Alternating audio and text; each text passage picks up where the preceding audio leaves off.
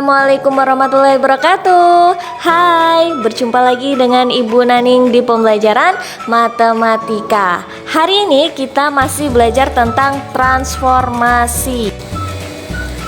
Tujuan pembelajaran hari ini, peserta didik dapat memahami perbedaan jenis-jenis transformasi, khususnya pada refleksi atau pencerminan. Yang pertama, jika suatu benda dicerminkan terhadap sumbu X, A, X, Y, lalu dicerminkan terhadap sumbu X, maka bayangan dari A atau A aksen sama dengan X, min Y. Jadi yang berubah itu hanya di Y-nya. Lalu yang kedua, jika dicerminkan terhadap sumbu Y, A, X, Y, lalu dicerminkan terhadap sumbu Y, maka bayangan dari A atau A aksennya min X, Y. Jadi yang berubah itu di X-nya. Sekarang contohnya, tentukanlah bayangan dari titik P 3,5 oleh refleksi A terhadap sumbu X, yang B terhadap sumbu Y. Oke, sekarang yang A dulu terhadap sumbu X, titiknya P 3,5. Kita refleksikan terhadap sumbu X. Nah, kalau direfleksikan terhadap sumbu X, yang berubah siapa? Y. Jadi bayangan dari P atau P aksennya, X-nya tetap 3, lalu Y-nya yang awalnya 5 berubah menjadi min 5. Lanjut yang B, titiknya tetap P 3,5, lalu direfleksikan terhadap sumbu Y, maka bayangan dari P atau P aksennya yang berubah siapa? X-nya. X yang awalnya 3 berubah menjadi min 3, Y-nya tetap 5. Mudah kan? Oke, sekarang yang ketiga, yaitu direfleksikan terhadap sumbu Y sama dengan X. Jika A, X, Y direfleksikan terhadap sumbu Y sama dengan X, maka bayangan dari A atau A aksennya Y, X. Jadi tinggal dibalik. Lalu yang keempat, jika direfleksikan terhadap sumbu Y sama dengan min X, A, X, Y, maka bayangan dari A-nya min Y, min X. Jadi dibalik lalu dikasih min semuanya. Untuk contohnya, tentukanlah bayangan dari titik B min 2,3 oleh refleksi A terhadap sumbu Y sama dengan X, yang B terhadap sumbu Y sama dengan min X. Oke, sekarang yang A, titik B-nya min 2,3, lalu direfleksikan terhadap sumbu Y sama dengan X, maka bayangan dari B atau B aksennya tinggal dibalik. 3-nya berubah jadi di depan, 3, min 2. Min 2-nya jadi di belakang.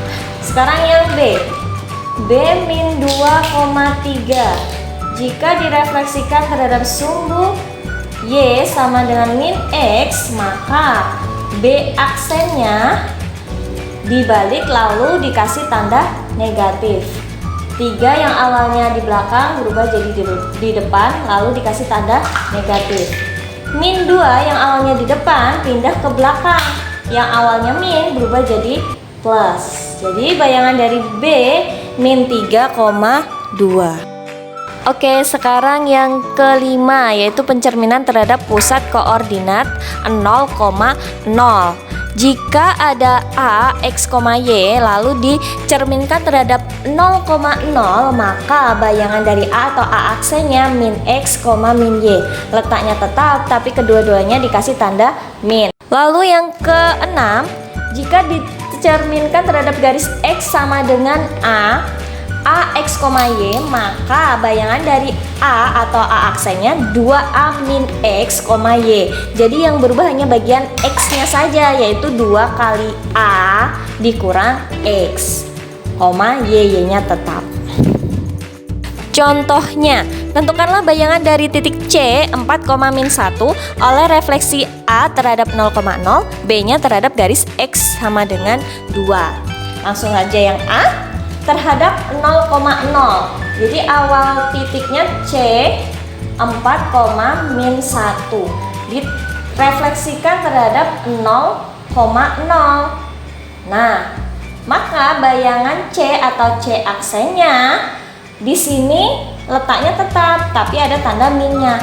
4 berubah jadi min 4, lalu min 1 berubah jadi 1. Maka bayangan dari C atau C aksennya min 4,1. Sekarang yang B, C-nya 4,-1. Lalu direfleksikan garis X sama dengan 2, maka bayangan dari C-nya 2 kali A-nya berapa? 2 dikurang X-nya berapa? 4. Nah, di sini koma, Y-nya tetap min 1. Jadi bayangan dari C-nya 2 kali 2, 4. 4 dikurangi 4, 0. Jadi 0,-1. Mudah kan? Oke, sekarang yang ketujuh yaitu pencerminan terhadap garis Y sama dengan B.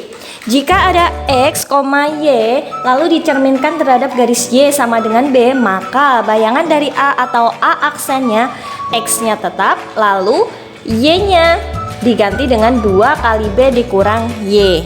Lalu yang kedelapan, pencerminan terhadap titik A, B. Jika ada X, Y lalu dicerminkan terhadap titik A, B, maka bayangan dari A atau A aksennya 2A dikurang X, itu yang bagian X. Lalu yang bagian Y 2B, B-nya dari sini, dikurang Y. Ibu ulangi lagi, X-nya berubah jadi 2A dikurang X, lalu 2B dikurang Y.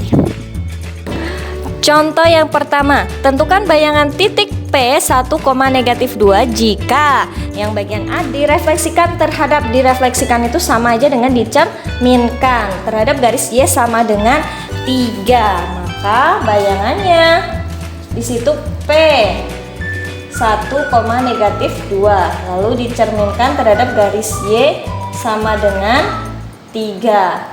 Yang berubah siapa? Y-nya. Maka di sini P aksennya X-nya tetap 1, Y-nya 2 kali 3 dikurang Y, di sini -2 jadi dikurang 2.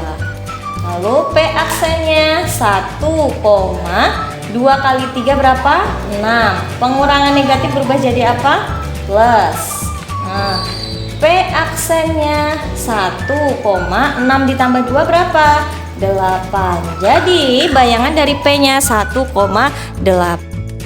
Sekarang contoh yang B, dicerminkan terhadap titik 2,3.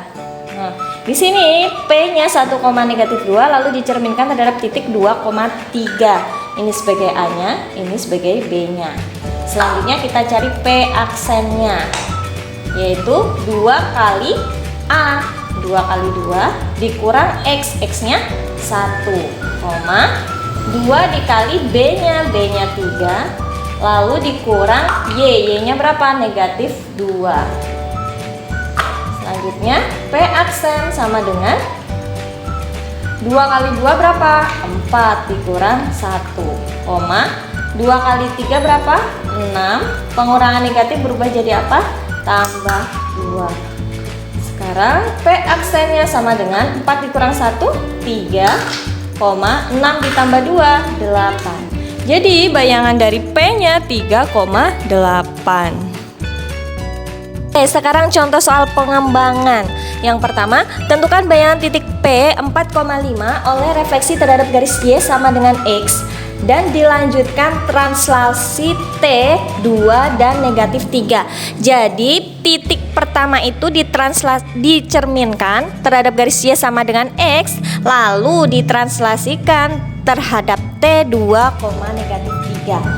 Di sini P-nya 4,5. Langkah pertama kita cerminkan dulu terhadap garis Y sama dengan X. Ketika dicerminkan terhadap garis Y sama dengan X, maka bayangan dari P aksennya tinggal dibalik jadi 5,4. Tadi sudah dipelajari ya. Lalu dilanjutkan translasi. Nah, P aksen tadi 5,4 ditranslasikan terhadap T 2 sama negatif 3. Kalau translasi pada pertemuan sebelumnya diapakan? Tinggal ditambah. Jadi 5 ditambah 2 berapa? 5 tambah 2, lalu yang belakang 4 tambah negatif 3. T double aksennya 5 tambah 2 7, 4 tambah negatif 3 1. Nah, jadi titik atau bayangan P aksennya, P double aksennya 7,1.